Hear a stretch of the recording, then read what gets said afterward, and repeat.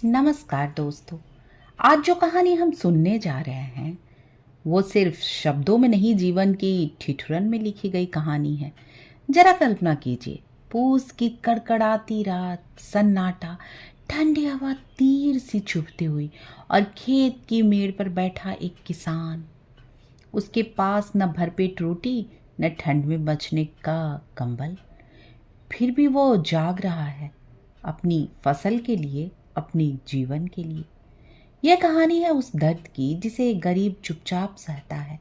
यह कहानी है उस व्यवस्था की जो मेहनत कश को जीने भी नहीं देती। मुंशी प्रेमचंद की अमर रचना पूस की रात आज सिर्फ सुनी नहीं जाएगी, महसूस भी की जाएगी। तो आइए चलते हैं उस ठिठुरती रात में, जहाँ ठंडे सिर्फ मौसम नहीं, हालात भी हैं। सुनते हैं पूस की रात। हल्कू ने आकर स्त्री से कहा, सहना आया है, लाओ जो रुपए रखे हैं उसे दे दूं, किसी तरह गला तो छूटे। मुन्नी झाड़ू लगा रही थी, पीछे फिर कर बोली, 3 ही तो रुपए हैं, दे दोगे तो कंबल कहाँ से आएगा? माघ पूस की रात हार में कैसे कटेगी? उसे कह दो फसल पर दे देंगे, अभी नहीं। हल्कू एक क्षण अनिश्चित दिशा में खड़ा रहा। पूस सिर पर आ गया। कंबल के बिना हार में रात को वह किसी तरह सो नहीं सकता। मगर सहना मानेगा नहीं, घुड़कियां जमाएगा, गालियां देगा। बला से जाड़े में मरेंगे, बला तो सिर से टल जाएगी। ये सोचता हुआ वो अपना भारी भरकम डील लिए हुए स्त्री के समीप आ गया और खुशामद करके बोला, ला दे रे, गला तो छूटे, कंबल के लिए कोई दूसरा उपाय सोच लूंगा। मुन्नी उसके पास से दूर हट गई और आंखें तरेड़ते हुए बोली, कर चुके दूसरा उपाय, जरा सुनो तो कौन उपाय करोगे? कोई खैरात में दे देगा कंबल? न जाने कितनी बाकी है जो किसी तरह चुपते ही नहीं चूकती। मैं कहती हूँ तुम क्यों नहीं छोड़ देते ये खेती? मर मर काम करो, उपज हो तो बाकी दे दो। चलो छुट्टी हुई, बाकी चुकाने के लिए ही तो हमारा जन्म हुआ है। पेट के लिए मजूरी करो, ऐसी खेती से बाज आए। मैं रुपए नहीं दूंगी, ना नहीं दूंगी। हल्कू उदास होकर बोला, तो क्या गाली खाऊं? मुन्नी ने तड़प कर कहा, गाली क्यों देगा? क्या उसका राज है? मुन्नी ने मगर ये कहने के साथ ही उसकी तनी हुई भौहें ढीली पड़ गईं। हल्कू के इस वाक्य में जो कठोर सत्य था, वो मानो एक भीषण जंतु की भांति उसे घूर रहा था। उसने जाकर आले पर से रुपए निकाले और लाकर हल्कू के हाथ पर रख दिए। फिर बोली, तुम छोड़ दो अब ये खेती। मजूरी में सुख से एक रोटी खाने को तो मिलेगी, किसी की धौंस तो ना रहेगी। अच्छी खेती है, मजूरी करके लाओ, वो भी उसी में झोंक दो, उस पर धौंस। हल्कू ने रुपए लिए और इस तरह बाहर आया, चलो अपना हृदय निकाल कर देने जा रहा हो। उसने मजूरी से एक एक पैसा काट कर 3 रुपए कंबल के लिए जमा किए थे। वो आज निकले जा रहे थे। एक एक पग के साथ उसका मस्तक अपनी दीनता के भार से दबा जा रहा था। पूस की अंधेरी रात, आकाश पर तारे भी ठिठुरते हुए मालूम होते थे। हल्कू अपने खेत के किनारे ऊख के पत्तों की एक छतरी के नीचे बांस के खटोले पर अपनी पुरानी गाढ़े की चादर ओढ़े पड़ा कांप रहा था। खाट के नीचे उसका संगी कुत्ता जबरा पेट में मुंह डाले सर्दी में कूं कूं कर रहा था। दोनों में से एक को भी नींद नहीं आ रही थी। हल्कू ने घुटनियों को गर्दन में चिपकाते हुए कहा, क्यों जबरा, जाड़ा लगता है? कहता तो था घर में पुआल पर लेट रहा। तो यहाँ क्या लेने आए थे? अब खाओ ठंड में, क्या करूं? जानते थे मैं यहाँ हलवा पूड़ी खाने जा रहा हूँ। दौड़े दौड़े आगे आगे चले आए, अब रो नानी के नाम को। जबड़ा ने पड़े पड़े दुम हिलाई और अपनी कूं कूं को दीर्घ बनाता हुआ एक बार जम्हाई लेकर चुप हो गया। उसकी श्वान बुद्धि ने शायद ताड़ लिया, स्वामी को मेरी कूकू से नींद नहीं आ रही है। हल्कू ने हाथ निकालकर जबड़ा की ठंडी पीठ सहलाते हुए कहा, कल से मत आना मेरे साथ, नहीं तो ठंडे हो जाओगे। ये पछुआ न जाने कहाँ से बर्फ लिए आ रही है। उठो, फिर एक चिलम भरूं, किसी तरह रात तो कटे। 8 चिलम तो पी चुका, ये खेती का मजा है, और एक भगवान ऐसे पड़े हैं जिनके पास जाड़ा जाए तो गर्मी से घबरा कर भागे। मोटे मोटे गद्दे, लिहाफ, कंबल, मजाल है जाड़े का गुजर हो जाए। तकदीर की खूबी है, मजूरी हम करें, मजा दूसरे लूटे। हल्कू उठा, गड्ढे में से जरा सी आग निकाल कर चिलम भरी। जबरा भी उठ बैठा। हल्कू ने चिलम पीते हुए कहा, पिएगा चिलम? जाड़ा तो क्या जाता है, हाँ जरा मन बदल जाता है। जबरा ने उसको मुंह की ओर प्रेम से छलकती हुई आंखों से देखा। हल्कू आज और जाड़ा खा ले, कल से मैं यहाँ पुआल बिछा दूंगा, उसी में घुसकर बैठना, तब जाड़ा न लगेगा। जबरा ने अपने पंजे उसकी घुटनियों पर रख दिए और उसके मुंह के पास अपने मुंह ले गया। हल्कू को उसकी गर्म सांस लगी। चिलम पीकर हल्कू फिर लेटा और निश्चय करके लेटा कि चाहे कुछ भी हो जाए अब की सो जाऊंगा। पर एक ही क्षण में उसने हृदय में कंपन होने लगा। कभी इस करवट लेता, कभी उस करवट, पर जाड़ा किसी पिशाच की भांति उस छाती को दबाए हुए था।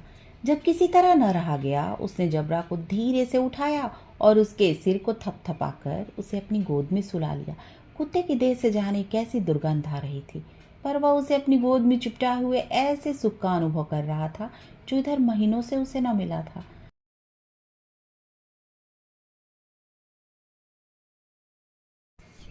जबड़ा शायद समझ रहा था कि स्वर्ग यही है, और हल्कू की पवित्र आत्मा में तो उस कुत्ते के प्रति घृणा की गंध तक न थी। अपनी किसी अभिन्न मित्र या भाई की भी वह इतनी ही तत्परता से गले लगाता। वह अपनी दीनता से आहत न था जिसने आज उसे इस दशा को पहुंचा दिया। नहीं, इस अनोखी मैत्री ने जैसे उसकी आत्मा से के सब द्वार खोल दिए थे और उसका एक एक अणु प्रकाश से चमक रहा था।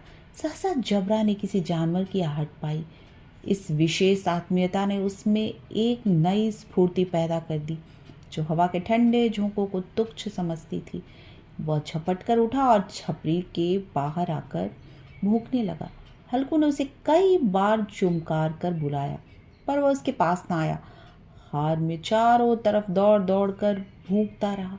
एक क्षण के लिए आ भी जाता तो तुरंत ही फिर दौड़ता। कर्तव्य उसके हृदय में अरमान की भांति उछल रहे थे। 1 घंटा और गुजर गया। रात ने शीत को हवा से धधकाना शुरू किया। हल्कू उठ बैठा और दोनों घुटनों को छाती में मिलाकर सिर को उसमें छिपा लिया।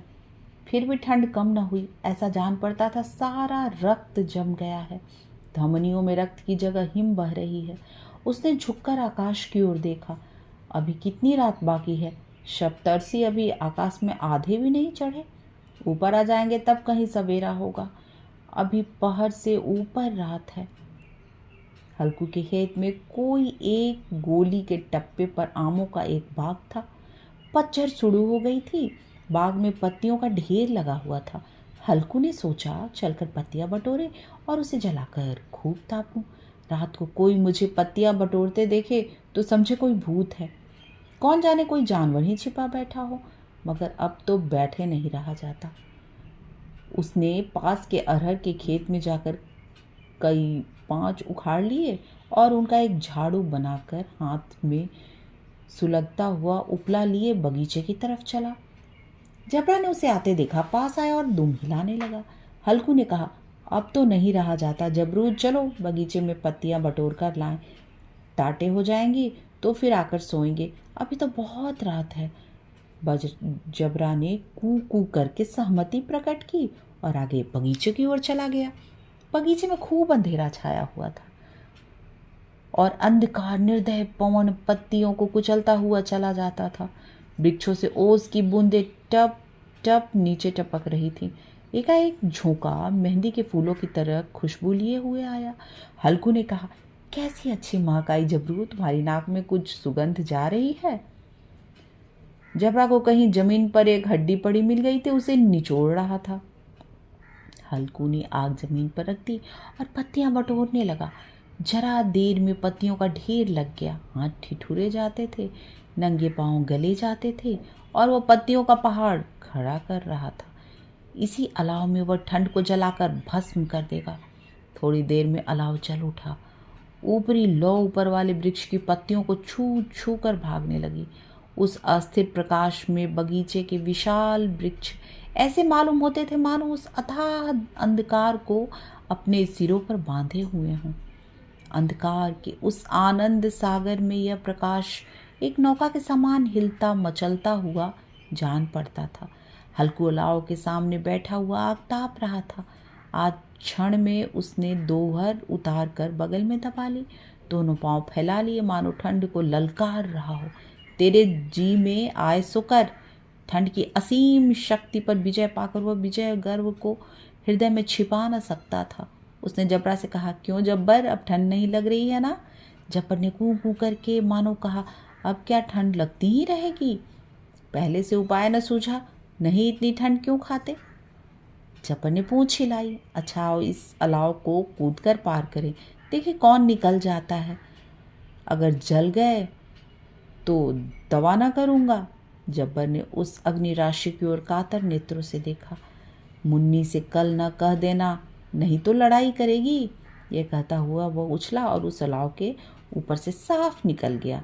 पैरों में जरा लपट लगी पर वह कोई बात न थी।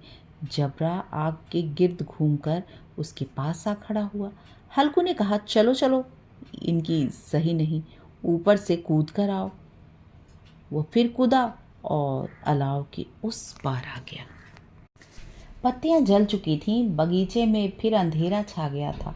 राख के नीचे कुछ कुछ आग बाकी थे, जो हवा का झोंका था आ जाने पर जरा जाग उठती थी, पर क्षण में ही आंखें बंद कर लेती थी। हल्कू ने फिर चादर ओढ़ ली और गर्म राख के पास बैठा हुआ एक गीत गुनगुनाने लगा। उसके बदन में गर्मी आ गई थी, पर ज्यों ज्यों शीत बढ़ी जाती थी उसे आलस से दबाए लेती थी। जबरा जोर से भूख कर खेत की ओर भागा। हल्कू को ऐसा मालूम हुआ कि जानवरों का एक झुंड उसके खेत में आया है। शायद नीलगायों का झुंड था, जिनके कूदने दौड़ने की आवाजें साफ कान में आ रही थी। फिर ऐसा मालूम हुआ कि खेत में चर रही हैं। उनके चबाने की आवाज चर चर सुनाई देने लगी। उसने दिल में कहा कि नहीं, जबरा के होते कोई जानवर खेत में नहीं आ सकता।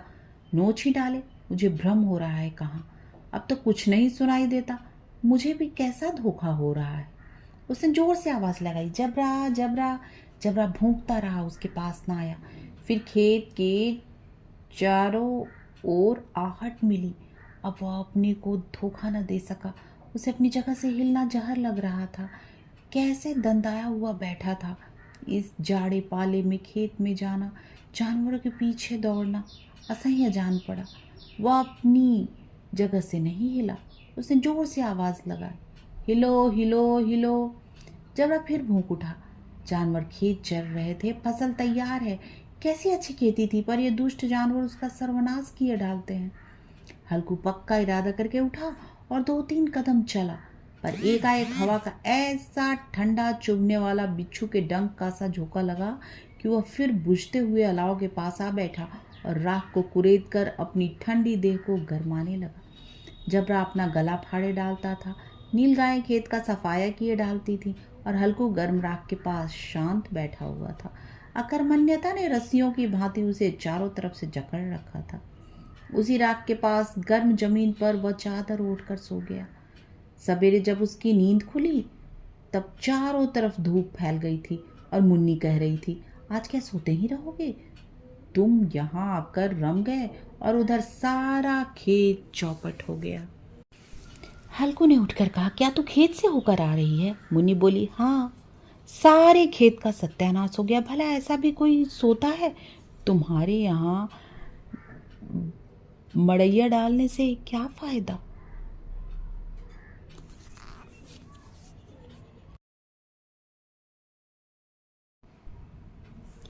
हल्कू ने उठकर कहा, क्या तू खेत से होकर आ रही है? मुन्नी बोली, हाँ, सारे खेत का सत्यानाश हो गया। भला ऐसा भी कोई सोता है? तुम्हारे यहाँ मड़ैया डालने से क्या हुआ? हल्कू ने बहाना किया, मैं मरते मरते बचा। तुझे अपनी खेत की पड़ी है। पेट में ऐसा दर्द हुआ कि मैं ही जानता हूँ। दोनों फिर खेत के डांट पर आए। देखा सारा खेत रौंदा पड़ा हुआ है और जबड़ा मड़ैये के नीचे चित्त लेटा है, मानो प्राण ही न हो।